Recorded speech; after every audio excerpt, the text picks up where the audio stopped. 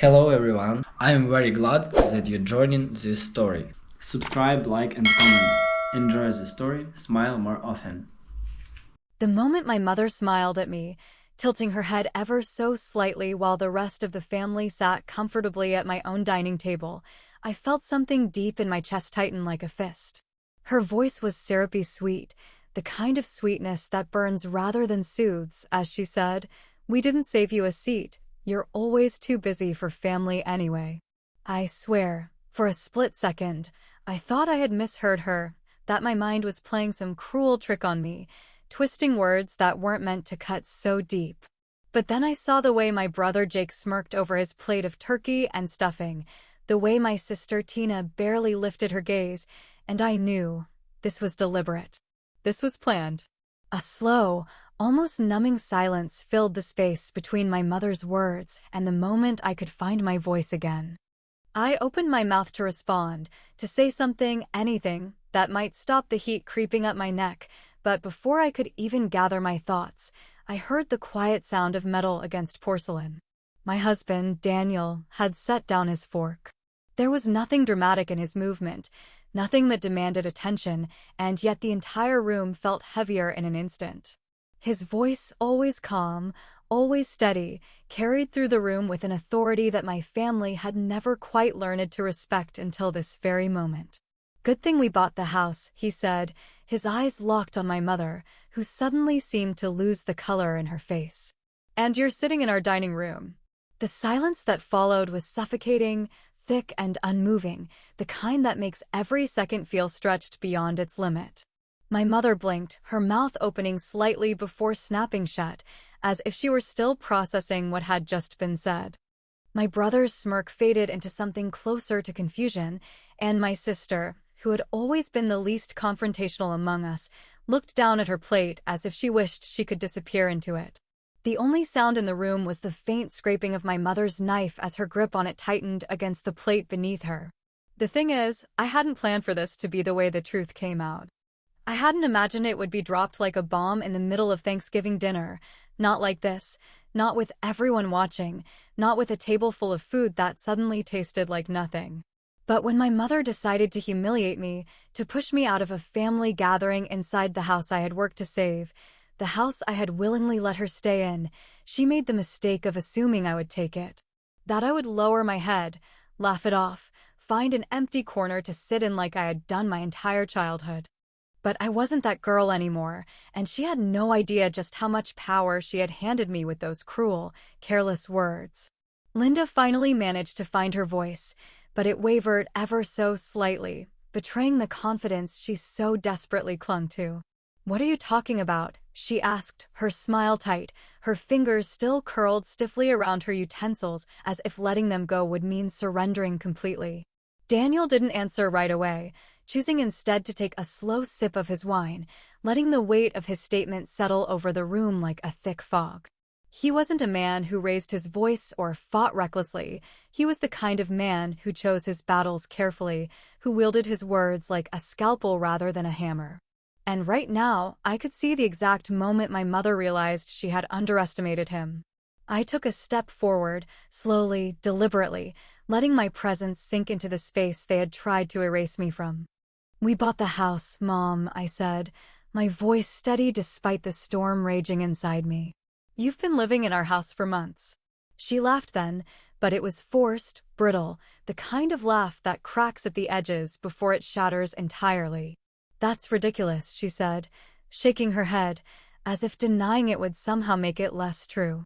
"You wouldn't." I tilted my head, mirroring the exact condescending gesture she had used on me just minutes before. "I wouldn't what?" I asked, my voice smooth and even, daring her to finish her sentence. She didn't. Because she knew. The room shifted then, the energy palpable as the truth settled in the air like an unavoidable storm cloud.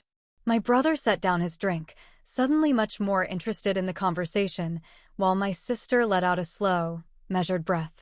This wasn't just a passing moment of tension anymore. This was something much bigger. This was the ground beneath them shifting, the illusion of control my mother had so carefully maintained cracking right in front of her. And I was the one holding the hammer. For the first time in my life, I wasn't the outsider looking in. I wasn't the forgotten daughter, the one who got scraps of attention while my siblings were handed everything. I was the one with the upper hand, and for once, they were the ones who had to sit in silence and listen. I could see it then, the way my mother was already calculating her next move, trying to piece together some excuse, some justification that would allow her to turn this back on me, to make me the villain in my own story. But the thing was, I wasn't playing her game anymore. I pulled out the chair at the head of the table, the one that had been so pointedly left empty, and I sat down. I reached for the wine bottle, poured myself a glass with unbothered ease, and took a slow sip before setting it down with deliberate grace. And then, with a smile that didn't quite reach my eyes, I met my mother's stunned gaze and said, "So, Mom, how do you think rent is going to work moving forward?" The silence that followed my question stretched uncomfortably long, thickening the air around us like a suffocating fog, but I didn't rush to fill it because I wanted her to sit with it, to let it settle deep in her bones the way her words had settled in mine when she looked me in the eyes and told me I wasn't welcome at my own table.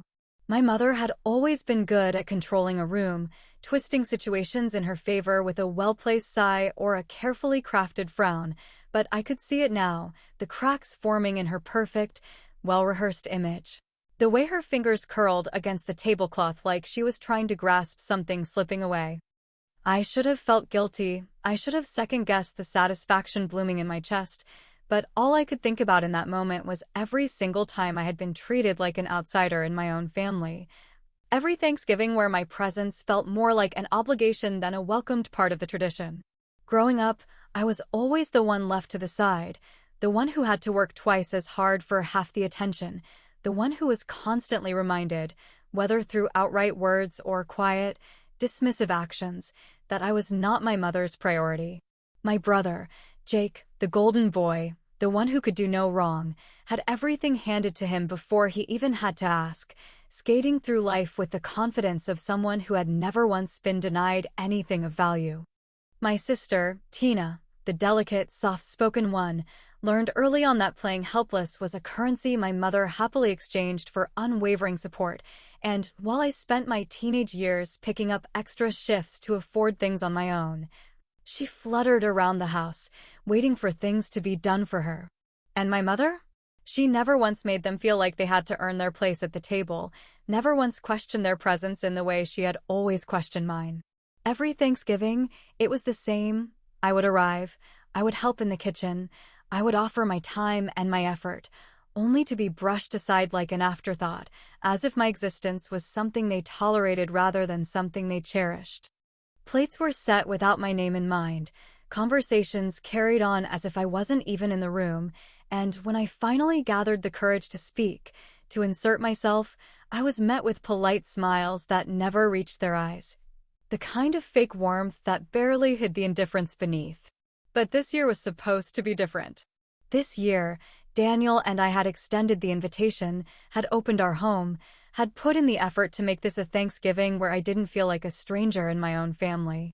And yet, even under my own roof, even after everything I had done, my mother had found a way to remind me where I stood. Except she had miscalculated something this time, something crucial. This wasn't her house anymore, and she wasn't the one in control. Linda finally found her voice, but it was quieter than usual, lacking the sharp edge she usually wielded with ease.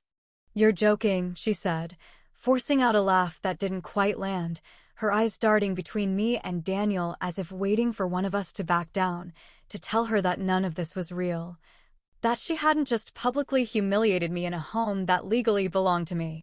"You wouldn't do this," she added, though there was less certainty in her tone now, a hesitation creeping in around the edges that told me she was beginning to understand just how badly she had miscalculated. I took a slow sip of my wine before setting the glass down with deliberate ease, leaning forward just enough to let her know that I wasn't backing down. Not this time, not after everything.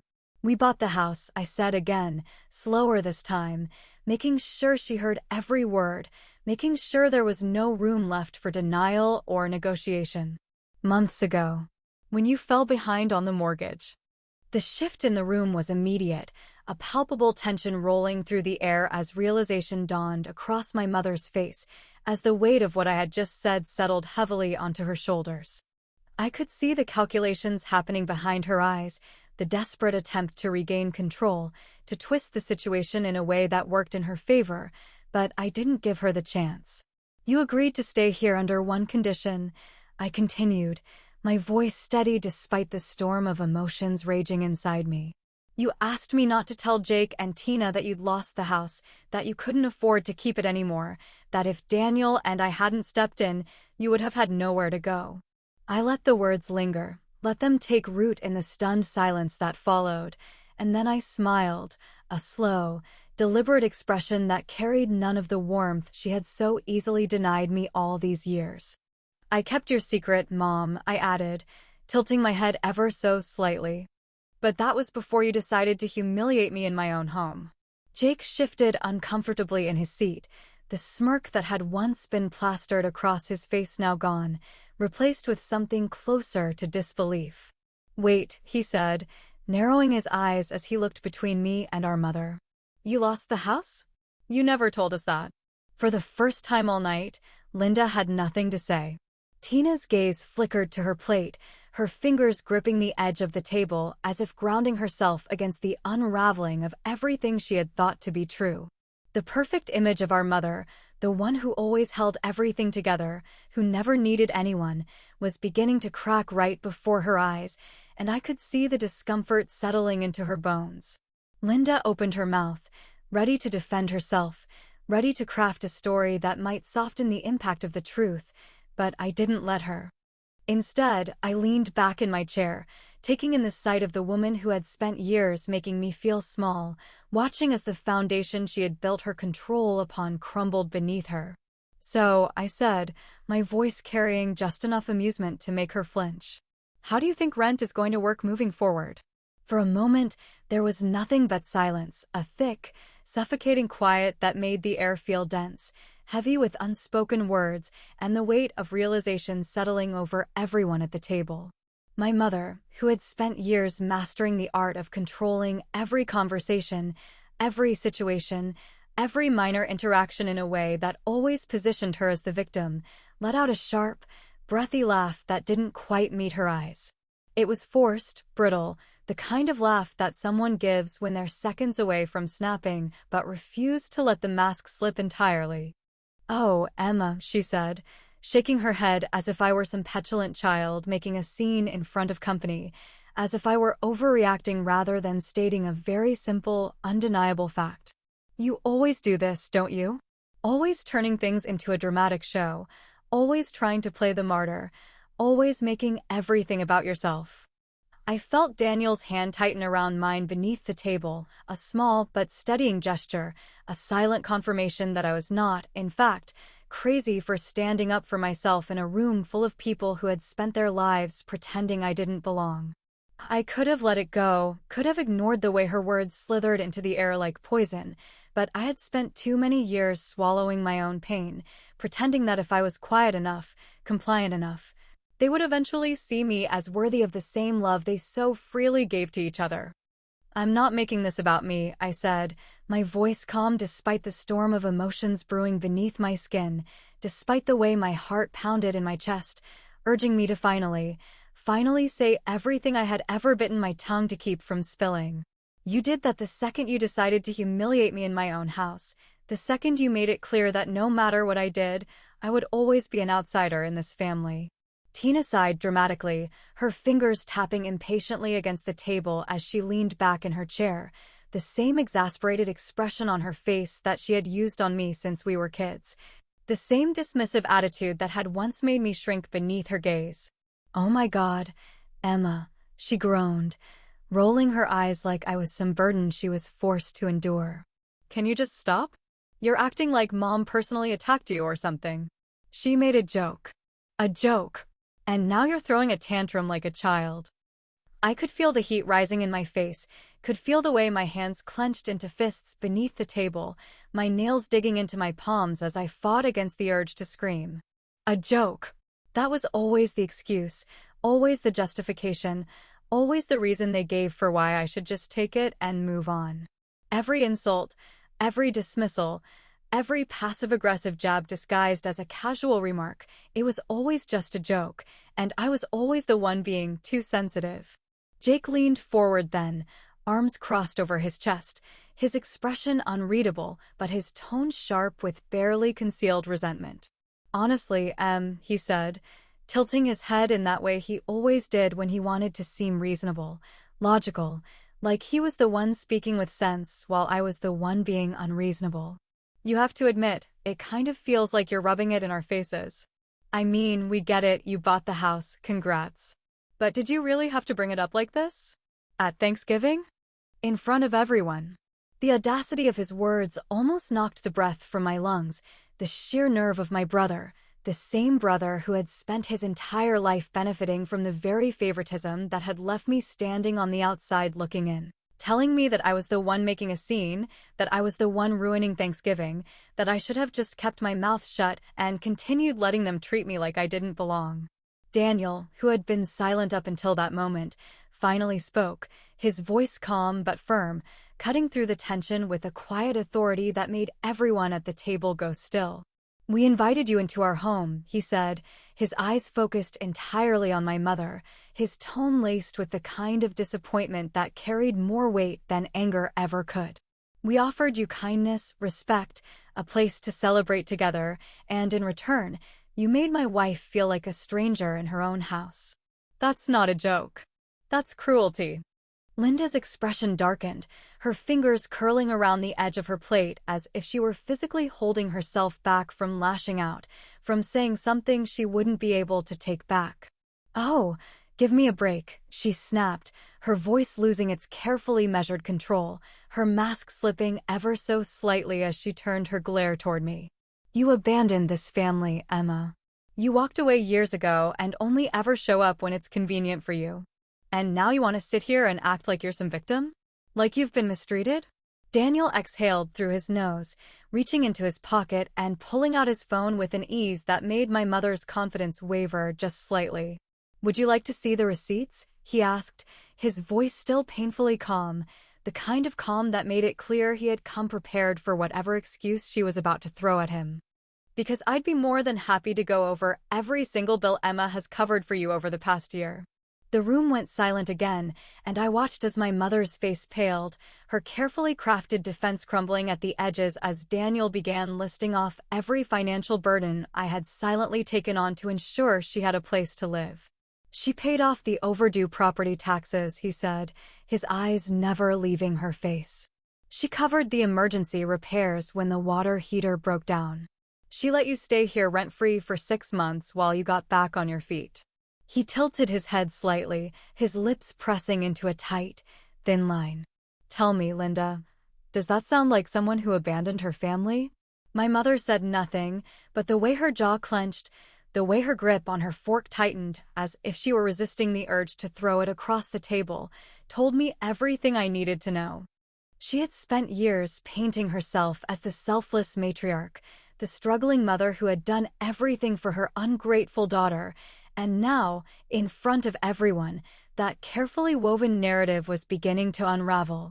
Her silence lasted only a second before she finally spoke, her voice low, dangerous, dripping with venom as she looked me dead in the eye. "You'll regret this, Emma," she said, her lips curling into a cold, humorless smile. "Mark my words." I sat there at the head of my own table, staring at the people who shared my blood but never once made me feel like I belonged, and something inside me finally broke in a way that couldn't be mended. There was no explosion, no dramatic outburst, no raised voice or thrown plate to mark the moment when I understood, with absolute certainty, that nothing I ever did would be enough for them. My mother's threats, my brother's dismissive scowl, my sister's exasperated sigh, they weren't reactions to a sudden betrayal, they were symptoms of something that had existed my entire life. They had never seen me as part of this family, not in the way that mattered. I was useful when I could pay the bills, when I could bail them out of trouble, when I could make their lives easier, but I was never a daughter, never a sister, never anything more than an inconvenience to be tolerated. I had spent years trying to prove I was worthy of the love they gave so freely to each other, twisting myself into something smaller, more acceptable, hoping that if I worked hard enough, if I gave enough, if I bent far enough, they would finally see me as one of them. But all I had ever been was a wallet with a beating heart, a means to an end, a backup plan they could use when life didn't go the way they expected. And I was done. The weight that had been pressing against my chest for years lifted as I stood up, pushing my chair back with deliberate slowness, letting the scrape of wood against tile cut through the tense silence that had settled over the room like a thick, unrelenting fog. Every eye was on me, waiting, watching, expecting me to back down, to apologize, to smooth things over the way I always had. But this time, I wasn't going to fold myself into the shape they wanted. "If I'm so terrible," I said, my voice quiet but unwavering, "then it shouldn't be a problem for you to find somewhere else to live." I reached into the drawer beside me, pulling out the envelope I had prepared weeks ago, long before this dinner, long before my mother had taken her final, deliberate step over the line. I had known this moment was coming, had felt it building beneath my skin for months, and though I had hoped I wouldn't have to do this, a part of me had always known that hope was a fool's dream. Linda's eyes narrowed as she watched me set the envelope down in front of her, her fingers twitching slightly before she snatched it up, tearing it open with the same impatience she had always displayed when something didn't go her way. The second she saw what was inside, her expression twisted into something ugly, something unrecognizable, something that confirmed every single suspicion I had ever tried to ignore. "A rental agreement," she spat, her voice laced with disbelief, her knuckles whitening as she gripped the papers in her hands. "You expect me to start paying rent to live in my own home?" I tilted my head slightly, studying her the way one might study a wild animal that had just realized it was trapped. "It's not your home," I said, each word slow and deliberate, each syllable carrying the weight of a truth she had spent months refusing to acknowledge. "It's mine.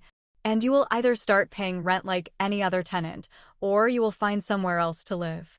Jake let out a scoff from across the table, shaking his head as if I had just announced the most ridiculous idea he had ever heard. "Oh, come on, Emma," he said, rolling his eyes as he leaned back in his chair, stretching his arms like this was nothing more than a minor inconvenience. "You can't seriously be expecting Mom to start paying rent. She's family. And what about us? Shouldn't we at least be part of the deal?" I let out a small, humorless laugh, shaking my head as I turned my gaze to him, taking in the sheer entitlement painted across his face, the unshaken belief that no matter what, he would always be taken care of. "I didn't buy this house for you," I said, my voice carrying a finality that made something flicker behind his eyes, something that told me he was finally starting to understand. "I bought it to protect myself." Tina let out an irritated sigh, pushing her plate away as if the conversation itself had ruined her appetite, as if this was all just some great inconvenience to her. "You don't have to be such a bitch about it," she muttered, crossing her arms over her chest in that same petulant way she had when we were kids, when she wanted something but didn't want to admit that she was asking for it. "You know Mom can't afford to live anywhere else." I met my mother's gaze then, searching for something, anything, that might make me change my mind, that might make me believe that I wasn't making the right choice. But all I saw was the same cold calculation that had always been there, the same self-interest, the same manipulation that had defined every interaction we had ever had. She wasn't sorry. She wasn't grateful. She wasn't even ashamed. She was just looking for a way to win. She slammed the papers down onto the table, standing up so quickly her chair scraped against the floor, her entire body radiating fury. "I'll challenge the sale in court," she declared, her voice venomous, her nails digging into the wood of the table as if she could physically hold onto something that was already slipping through her fingers. "I'll fight this, Emma. You don't get to take my home from me." Daniel, who had been silent up until now, finally moved, reaching into his own pocket and pulling out a second set of documents, setting them beside her untouched plate with a quiet, measured precision. "You signed away all claims to ownership," he said, his voice steady, unwavering, leaving no room for argument. "In exchange for being allowed to stay, You forfeited any legal right to this house. My mother's hands trembled as she reached for the papers, her breath coming in short, shallow bursts as she scanned the legal language that bound her, that trapped her in the consequences of her own choices. She had never expected me to push back, never expected me to be the one holding all the power, never expected that the daughter she had dismissed for years would be the one deciding her future. Her voice, when it finally came, was barely more than a whisper, thick with disbelief, with something that almost sounded like fear. "You wouldn't actually evict your own mother," she said, her hands tightening around the contract like she could crush the reality out of existence. "Would you?" My mother's fingers trembled slightly as she clutched the rental agreement, her eyes scanning over the legal language as if searching for some loophole, some hidden clause that would allow her to continue pretending that this house still belonged to her. The reality of the situation had settled in now, sinking into her bones in a way that no amount of denial could erase, and for the first time since this conversation began, I saw something in her expression that almost resembled fear. Not fear of losing a home, not fear of financial instability, not fear of starting over, fear of losing control, fear of no longer having a daughter who would bend to her will. Fear of realizing that the power she had wielded over me for so long had slipped through her fingers the moment she opened her mouth and told me I didn't have a place at the table. Her lips parted slightly, her voice quiet, trembling, calculated in a way I had seen so many times before, always perfectly timed, always expertly delivered, always designed to pierce through my defenses in a way that made me feel like I was the cruel one. "Emma," she whispered, placing a hand on her chest as if wounded by the very thought of what was happening, "you wouldn't actually do this to your own mother, would you? After everything I've done for you, after all the years I spent raising you, after all the sacrifices I made to give you a life where you could have things like this house." I inhaled sharply, pressing my nails into my palm beneath the table, forcing myself to hold steady against the wave of manipulation she had just unleashed with those carefully chosen words. This was her last weapon, the final trick she had left now that she had nothing else to stand on, the same guilt-laden tactic she had used on me my entire life to keep me in line, to make me feel like I owed her something for simply existing, for simply being born into a family where love had always been conditional. I glanced toward Daniel, whose jaw was clenched tightly, his hand resting on the table as he watched my mother with the quiet, patient gaze of a man who had seen this coming long before I had. He knew what she was doing, he knew how she operated, and most importantly, he knew that I had to be the one to shut it down for good. I exhaled slowly, steadying my voice as I met her gaze, refusing to let myself waver under the weight of her manipulation. "After everything you've done for me?" I repeated, tilting my head slightly, letting the words settle between us like a loaded question, daring her to actually list something, anything, that she had done out of love rather than control. "You mean the years you spent making sure I knew I was never enough? The years you spent reminding me that I was never Jake or Tina, never the child you wanted, never the one who fit into the family you built around yourself?" I watched as her expression faltered for the briefest second before she recovered, shaking her head with a soft, disbelieving laugh, as if I were speaking nonsense, as if I were rewriting history, as if I had imagined the very real scars she had left on me. Jake, who had been watching in silence, suddenly let out a sharp breath, standing up so abruptly that his chair scraped loudly against the floor. "Well," he muttered, running a hand through his hair, his jaw tightening as he shot a glare toward our mother, "this is just fucking fantastic." "So, what now, Mom? You lied to us about the house, you put on this whole performance about how Emma abandoned us, and now you're expecting us to do what?" "Feel sorry for you." Tina, who had been unusually quiet, shook her head slightly, her gaze flickering between me and our mother as if she were trying to process everything all at once. "You said Emma didn't care about us," she murmured, her voice lacking the usual bite, lacking the usual automatic defense she had always given in our mother's favor. "You said she never helped, that she only ever thought about herself."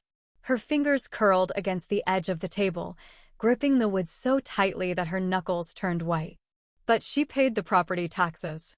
She kept the house from being foreclosed. She let you stay here. Rent-free."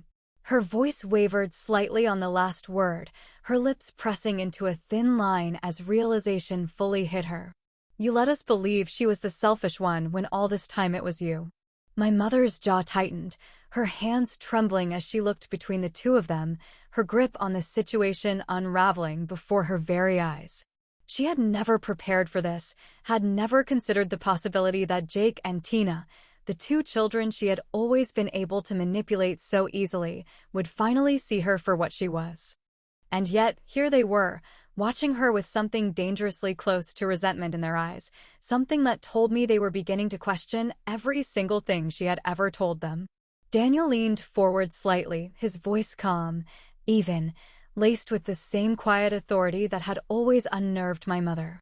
You don't have to leave tonight, he said, watching her closely, giving her no room to twist his words into something they weren't. But things are changing. This is not your house anymore, Linda.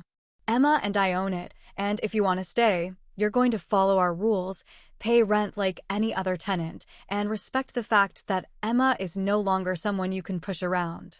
The silence that followed was thick, suffocating, heavy with finality. My mother's shoulders sagged slightly, her lips parting as if she wanted to say something, but nothing came, no excuse, no final argument, no desperate plea that would turn this in her favor. She had lost, and she knew it.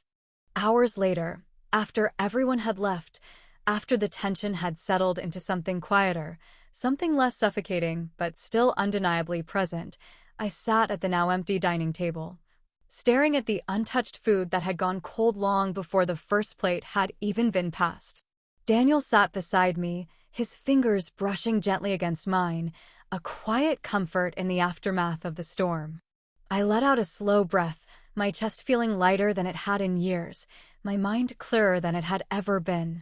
Family isn't about blood, I murmured, the words tasting foreign on my tongue, but feeling like the most honest thing I had ever said. It's about who actually gives a damn about you. Daniel squeezed my hand slightly, nodding as he reached for his wine glass, taking a slow sip before setting it down again. So, he said, glancing toward the front door, where the echoes of the night's chaos still lingered, do you think she'll stay, or do you think she'll leave? I didn't answer immediately, letting the question hang in the air between us, letting the weight of it settle into my bones. Would she stay? Would she leave? Did it even matter anymore? I smiled slightly, shaking my head as I reached for my own glass, letting the warmth of the wine spread through me. I guess we'll find out.